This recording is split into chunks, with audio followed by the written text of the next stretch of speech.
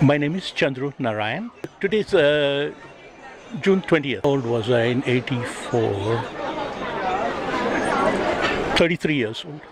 I was in Singapore. I heard that there was some big riot in Delhi. I heard that there was a lot of disturbance in India, but those days the television was not so prominent. So you had one channel and then the rest came through the radio. So through what you heard from BBC is that something terrible was happening in Delhi. I could not tell you if it was true or not because that was the only news available. And the rest was just filtering through people talking, and I don't know where they were getting the information. You know, people were saying that the Sikh community by itself was getting attacked, singled out and attacked, okay? And that I could not believe because all throughout my life, I had lived with the Sikh community. My father's from the US, from the Indian Army. So we grew up in a community like that, and we never had any problem with Sikh people. And so this was kind of unique situation to, like Hindus attacking Sikhs. It was not something we ever got into. Why the army attacked the Gold Temple, I will tell you, even if as a son of a soldier, it was orders given to them. Okay. So it was not like a choice, Do you want to attack? You don't want to attack. They are supposed to obey the rules.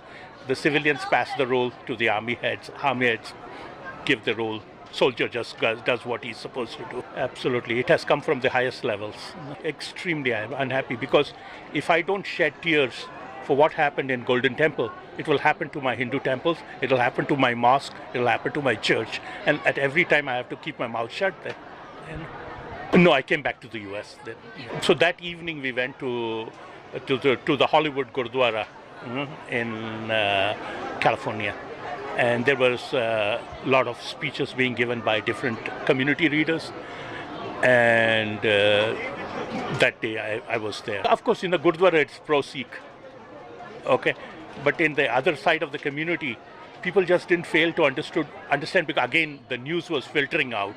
And you did not know how much of it was hearsay, how much was true. Because that time there was only one radio station called All India Radio. So you were kind of forced to believe what they said.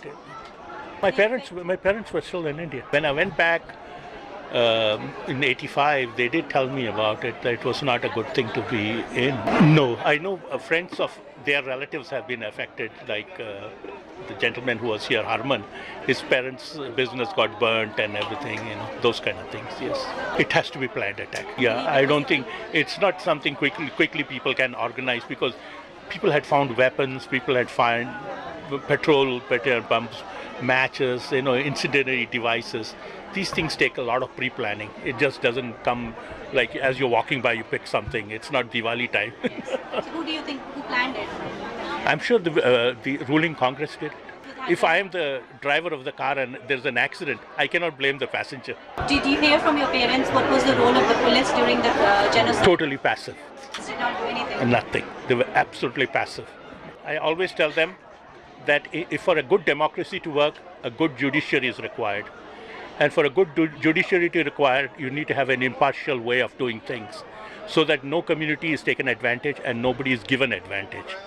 Everybody is treated equal under the law.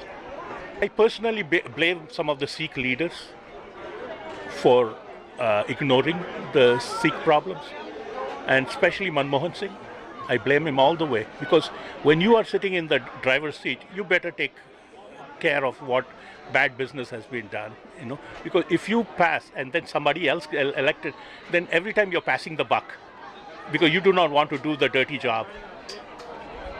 I personally blame the people, the Sikh leadership for that. You could get justice, okay? You could get justice, but it needs a lot of, you cannot be partnered with a criminal and ask for justice. I would love the new generation to look at the Jewish history. The Holocaust happened almost about 80 years ago.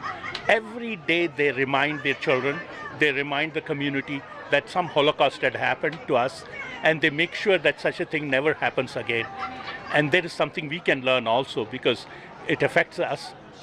Sometime in history, it's good to learn from history how people are handling the situation.